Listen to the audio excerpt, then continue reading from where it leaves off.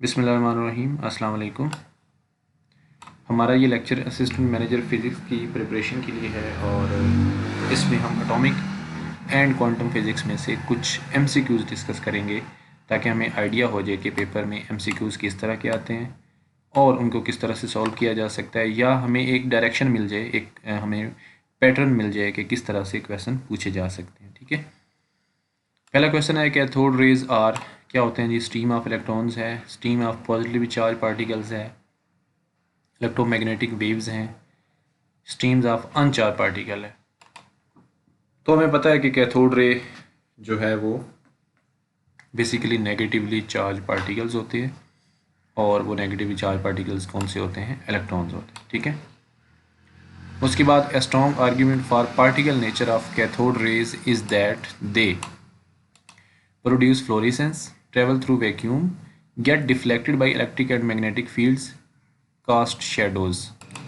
देखें, fluorescence produce करती हैं तो इससे भी हम नहीं बता सकते कि वो पार्टिकल हैं, पार्टिकल नेचर नहीं बता सकते। ट्रैवल थ्रू वैक्यूम है, फिर भी नहीं बता सकते। ठीक है, कास्ट शेडोज़, इससे भी हम नहीं बता सकते। लेकिन आपके पास जो इलेक्ट्रिक एंड मैग्नेटिक फील्ड से जब वो डिफ्लेक्ट होते हैं तो देखें, जो आपके पास इलेक्ट्रिक और मैग्नेटिक फील्ड्स हैं वो आपके पास जो है वो पार्टिकल्स के ऊपर एक्ट करती हैं, तो यहाँ से हम बता सकते हैं कि इस वजह से वो पार्टिकल नेचर रखते हैं। ठीक है, cathode rays have velocity equal to velocity of light, greater than velocity of light, less than velocity of light, either greater or less than velocity of light.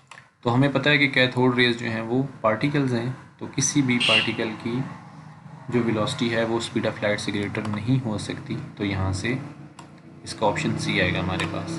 उसके बाद an electron at rest is accelerated through potential difference of this one if the specific charge of electron is this one, the velocity required by the electron. Velocity कितनी होगी ये आप निकाल सकते हैं कि उसको एनर्जी कितनी मिली है, और एनर्जी आप कैसे निकालेंगे? Q इंटू डेल्टा वी से। ठीक है, उसको आप इक्वेट करेंगे 1/2 mv² के बराबर, और वहाँ से आप वेलोसिटी निकाल लेंगे। The specific charge of cathode raise depends on nature of the gas, depends on material of discharge tube, depend on the potential difference between the cathode and anode, is a universal constant। देखें, जो cathode rays हैं वो हम अभी थोड़ी देर पहले बात कर चुके हैं कि वो स्ट्रीम ऑफ इलेक्ट्रॉन्स हैं, और इलेक्ट्रॉन्स का जो चार्ज है वो यूनिवर्सल कांस्टेंट है। ठीक है, और उसके बाद यहाँ पे electron to that of hydrogen, उसकी वो रेशो पूछ रहा है, ये आप निकाल सकते हैं यहाँ पे बहुत इजीली। उसके बाद जो है वो आपके पास जो थॉमसन एक्सपेरिमेंट है जिसमें आप E/m रेशियो कैलकुलेट करते हैं, तो उसमें जो है वो अगर इलेक्ट्रॉन जो हैं वो अनडिफ्लेक्टेड चले जाते हैं, ठीक है, ये MCQs में रीड कर रहा हूँ, तो उसमें जो है आपके पास V जो है वो किसके बराबर आएगी? अब देखें, अगर इलेक्ट्रॉन्स जो हैं वो अनडिफ्लेक्टेड जाते हैं तो जो इलेक्ट्रिक फोर्स है वो होती है Q इंटू E। ठीक है, और जो मैग्नेटिक फोर्स होती है वो होती है QVB। तो अगर अनडिफ्लेक्टेड गुजर जाता है तो इसका मतलब है दोनों फोर्सेस एक दूसरे के इफेक्ट को कैंसिल कर रही हैं, दोनों फोर्सेस एक दूसरे के बराबर हैं मैग्नीट्यूड में, तो इसका मतलब है कि यहाँ से आप V इजीली निकाल सकते हैं। V बराबर आ जाएगा, ये Q से कैंसिल हो जाएगा, और V इक्वल्स आ जाएगा E/B के। उसके बाद अगेन पोटेंशियल डिफरेंस बताया हुआ है कि एनोड और कैथोड के दरमियान कितना है, तो उससे इलेक्ट्रॉन को कितनी एनर्जी मिलेगी या कितनी स्पीड मिलेगी ये आपने निकालनी है।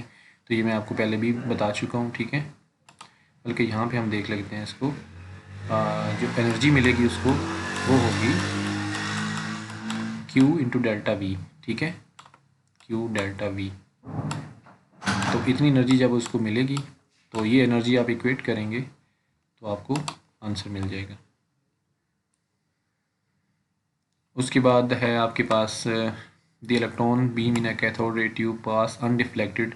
अगेन ये वही क्वेश्चन है, E और B दी हुई है तो आपने वेलोसिटी निकालनी है, तो आपको पता है कि वेलोसिटी कैसे निकालते हैं। पॉजिटिव रेज आर क्या होती हैं जी? Positive rays electromagnetic waves, no, इनके ऊपर तो चार्ज नहीं होता। आइंस, यस हो सकता है। इलेक्ट्रॉन्स नहीं, नेगेटिव चार्ज है। न्यूट्रॉन, इनके ऊपर कोई चार्ज नहीं है, तो इसका मतलब है ions. Cathode ray can be deflected by magnetic field only, electric field only, both electric and magnetic field, neither electric और मैग्नेटिक फील्ड, बहुत आसान सा सवाल है, ठीक है।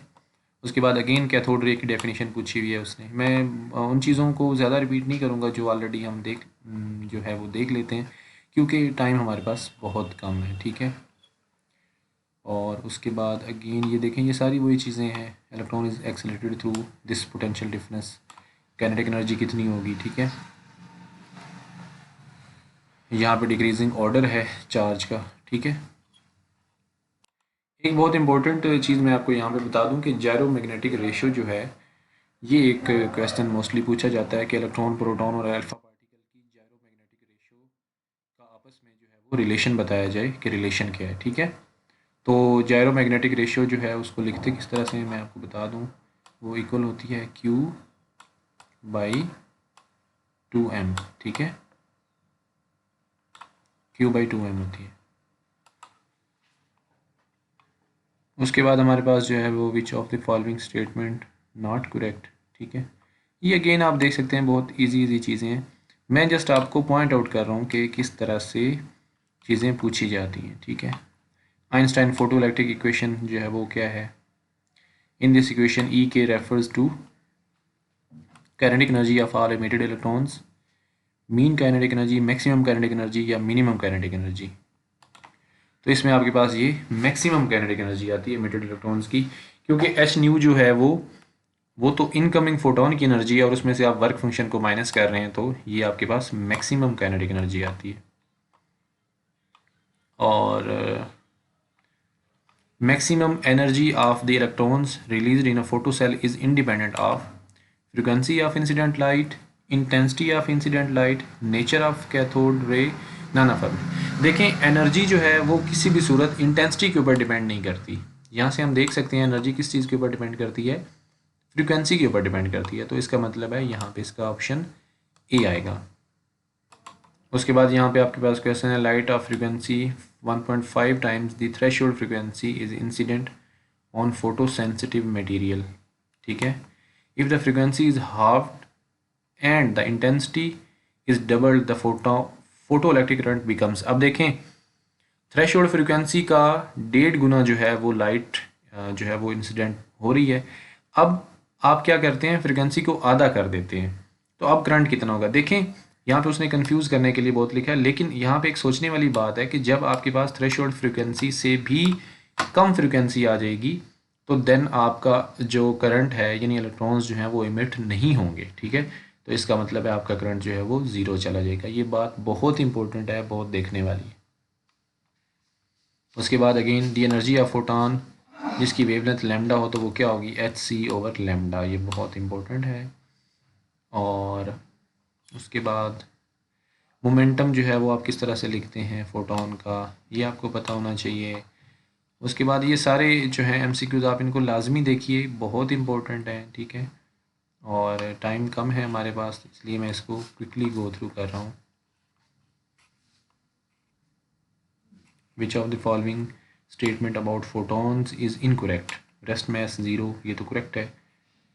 Energy of a photon of frequency, photons exert no pressure, तो ये जो है आपके पास ये इनकरेक्ट है, फोटॉन जो है वो प्रेशर एक्सर्ट करते हैं, ठीक है। उसके बाद आपके पास जो है वो अगेन ये सारे एमसीक्यूज़ हैं, आप ऑब्वियस है वीडियो को स्टॉप करके पॉज करके आप देख सकते हैं इन एमसीक्यूज़ को, ठीक है। ये आप देख लें, यहाँ पे ये सारे एमसीक्यूज़ हैं और ये बहुत इंपॉर्टेंट है और बहुत दफ़ा ये रिपीट हुए हैं पेपर्स में और ट्रिकी क्वेश्चन है।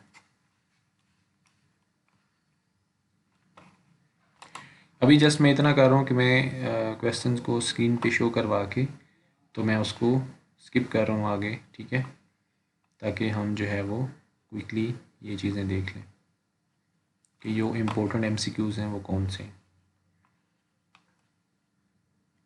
ठीक है। मैं थोड़ी देर के लिए स्क्रीन को रोकता भी हूँ और हर क्वेश्चन जो है उसको मैं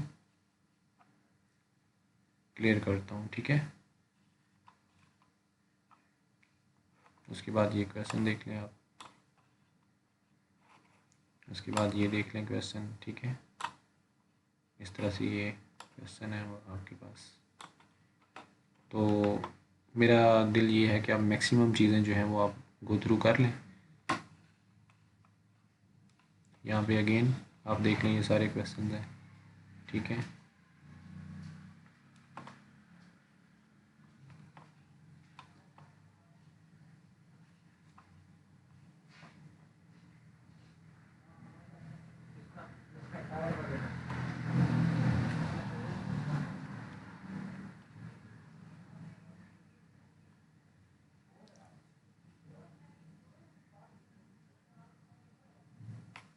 ये देखें, लेमन सीरीज़ के उसमें से क्वेश्चन आया हुआ है, in which region of electromagnetic spectrum does the Lyman series of hydrogen atom lie, ठीक है। तो लेमन जो है वो कहाँ लाई करती है, ये आपको पता होना चाहिए। बाल्मर का भी पता होना चाहिए आपको, और बाकी जितनी भी सीरीज़ हैं उन सब का पता होना चाहिए, ठीक है। अगेन रेशो जो है ये लाजमी आपको पता होना चाहिए कि लॉन्गेस्ट वेवलेंथ और शॉर्टेस्ट वेवलेंथ किसी सीरीज़ की कौन कौन सी है, और मैक्सिमम मिनिमम उनका क्या है, ठीक है।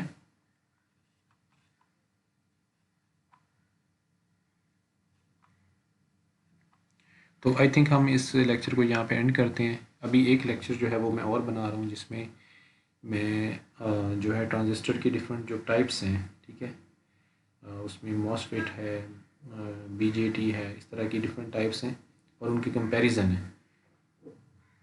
तो वो मैं आप लोगों को करवा दूँ क्विकली, ताकि आप लोग उसको देख लें।